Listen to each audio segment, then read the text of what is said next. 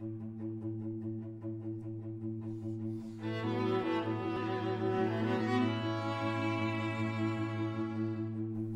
à face, un podcast du Musée d'archéologie nationale.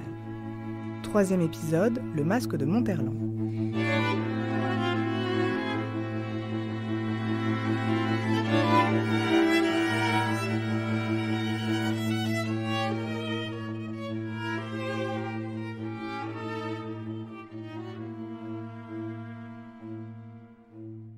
Nous sommes ensemble ici pour parler d'abord du masque de Conflans, qui est la vedette du jour. Mais enfin, si ce masque nous renvoie tout naturellement à l'amateur d'antique, on n'oublie pas que Monterland fut d'abord un écrivain. Interviewé par Jean-José Marchand en mai 1971, il lui disait « J'étais vraiment un littérateur né, dès 7 ou 8 ans ». La suite, Monterland l'a, pour ainsi dire, résumé à notre attention dans l'interview de 71, quand il a défini les 4 passions de sa vie. L'écriture, l'Antiquité romaine et le latin, les camaraderies de collège, comme il dit, la tauromachie. Alors, la vie de Monterland, elle est assez étonnante, puisque, d'abord, rappeler qu'il est né en 1895. Alors, c'est important parce qu'il fait partie de cette génération d'écrivains qui a eu 20 ans pendant la Première Guerre mondiale. C'est la génération d'Aragon, de Céline, de Giono. Giono est né en 95 aussi. Et puis ensuite, c'est une vie par étapes. D'abord, la guerre de 14-18. Alors, il est réformé en 1914 pour hypertrophie cardiaque, mais il est quand même engagé en 18 et il va aller sur le front à 23 ans et il sera blessé assez grièvement. C'est important parce que c'est un épisode qui va revenir plusieurs fois dans son œuvre. Il souffrira toute sa vie de cette blessure. Il va écrire un roman sur la guerre, Le Songe, en 1922. Alors ensuite, il y a peut-être la partie la plus glorieuse et la plus sympathique de la vie de Monterland, c'est sa vie de voyage. Olivier Frébourg, dans une préface à ses carnets, a dit « À 30 ans, il enferma sa vie dans 2 valises. Il part. Et il va vivre, évidemment, dans les pays du Sud, en Espagne, mais surtout en Afrique du Nord, en Algérie, au Maroc. Et c'est quelque chose qui va être très important dans son œuvre, puisqu'il va y avoir des traces considérables de ses voyages alors qu'il est un homme jeune.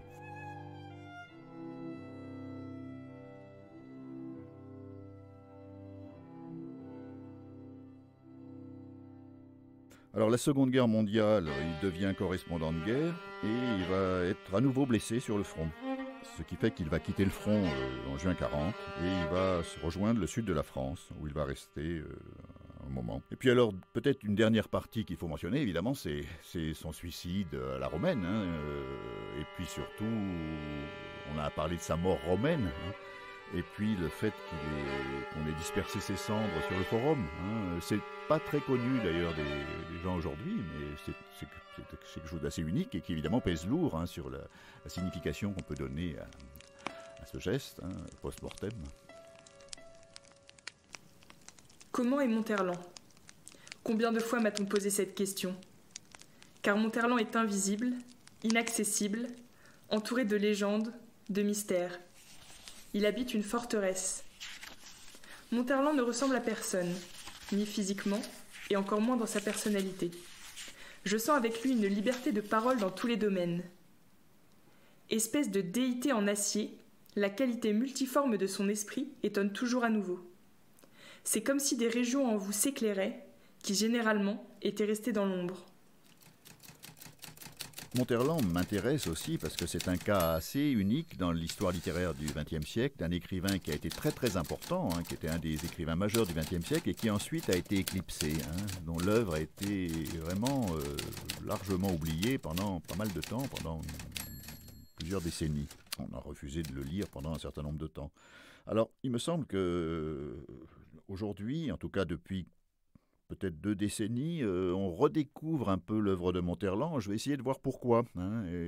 Parce que justement, on commence à se rendre compte que d'abord, c'est pas une œuvre monovalente, c'est une œuvre plurielle, très riche. Alors d'abord multiforme, c'est-à-dire elle s'étend dans tous les genres littéraires. Monterland, c'est un essayiste, c'est un dramaturge, c'est un romancier, c'est un diariste. Ses carnets sont très importants. Donc en fait, c'est une œuvre qu'on peut aborder à partir de tous les genres littéraires. Parmi les thèmes récurrents de Monterland, à côté de la corrida et de la volupté, un latinisme qu'il préfère à plaisir, il y eut l'Antiquité. Et il en a mis un peu partout dans son œuvre dès qu'il eut découvert le monde ancien, le monde romain plus précisément, en lisant Quo Vadis. Ce livre lui fut offert en 1904 dans une version expurgée à l'usage de la jeunesse par sa grand-mère et sa mère. Ce livre a pesé sur son œuvre et sur sa vie jusqu'à la fin. Ma mère ne croira jamais que je suis restée si longtemps à chercher ma ceinture perdue. Monterland m'invite à dîner. J'arrive quai Voltaire à 8h. Il habite depuis 10 ans dans une maison du XVIIe siècle. Cette maison fut habitée par Alfred de Musset et son frère. Dans les alentours, la maison où mourut Voltaire. Un peu plus loin, celle où Baudelaire écrivit Les Fleurs du Mal. La cour de la maison vous met tout de suite dans l'atmosphère. Au fond, le perron d'un antiquaire est flanqué de 2 sphinx de granit. L'Antiquité, avant même que nous ayons franchi son seuil, nous annonce Henri de Monterland. Le domestique m'introduit dans la pièce que je connais, froide, pleine de statues romaines, vide de tout confort. Mon préféré, dit-il, un masque troué de guerrier. Son appartement du quai Voltaire était très particulier, puisque la pièce qui donnait du côté de la Seine, c'était une sorte de musée, où il avait entreposé tous ces bustes romains. Cyprio dit d'ailleurs, dans cette pièce, c'est l'Antiquité chez soi. Donc il vivait dans l'Antiquité, dans cette pièce-là. Bon, c'est quand même très particulier, tout de même. Et alors évidemment, le fait de vivre au milieu... c'est pas vrai, il ne vivait pas absolument au milieu des masques et des bustes antiques, mais en même temps, c'était quand même une sorte de pièce qui était une sorte de sas pour rentrer chez lui. Il fallait en passer par là.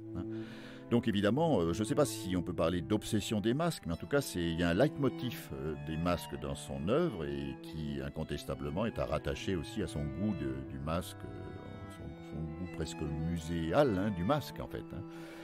Alors bien sûr, il y a aussi, comme vous l'évoquiez, son livre sur la tragédie. Ce sont des notes, des notes de théâtre sur toutes ces pièces.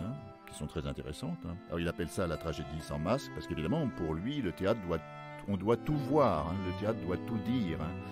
Donc c'est presque paradoxal, en fait.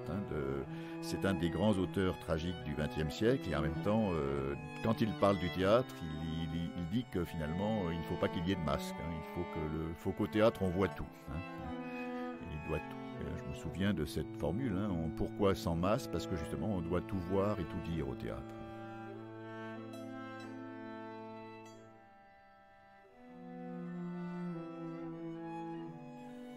Pour le masque, on pensera même plus précisément à cette page de l'Éventail de fer datée de 1942, où Monterland décrit l'objet comme une visière de casque que l'officier romain baissait sur son visage pendant qu'il combattait.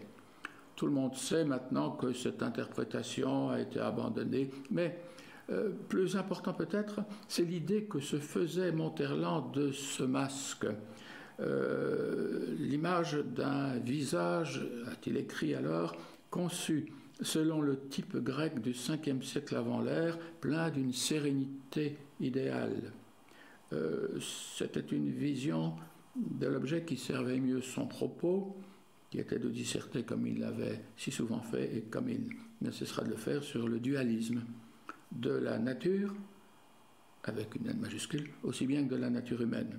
Ainsi, disait notre collectionneur, le héros portait merveilleusement au cœur de la mêlée cette image de la sagesse apollinienne. Monterland fut assurément un amateur d'antique, mais un amateur qui les a mis au service de sa pensée et de son art, en un mot, de sa vie.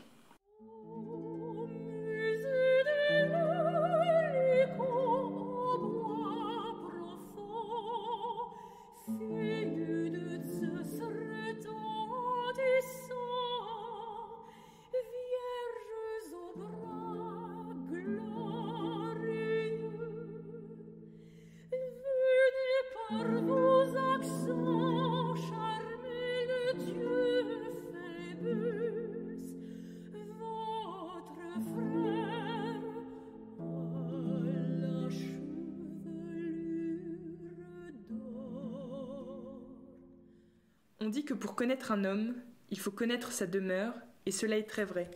Personne, hormis quelques très rares intimes, ne connaît la chambre de Monterland, son cabinet de travail, le décor dans lequel réellement il vit et crée ses ouvrages.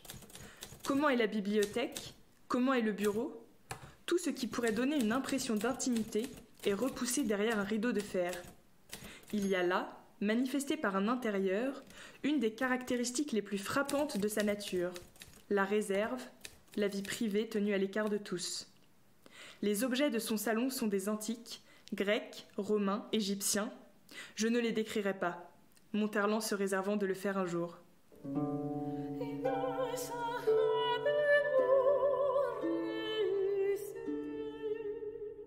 C'était Face à Face, un podcast du Musée d'archéologie nationale. 3e épisode, Le masque de Monterland, avec Pierre Duroisin, auteur de l'ouvrage Monterland et l'Antiquité, et André-Alain Morello, maître de conférence à l'Université de Toulon.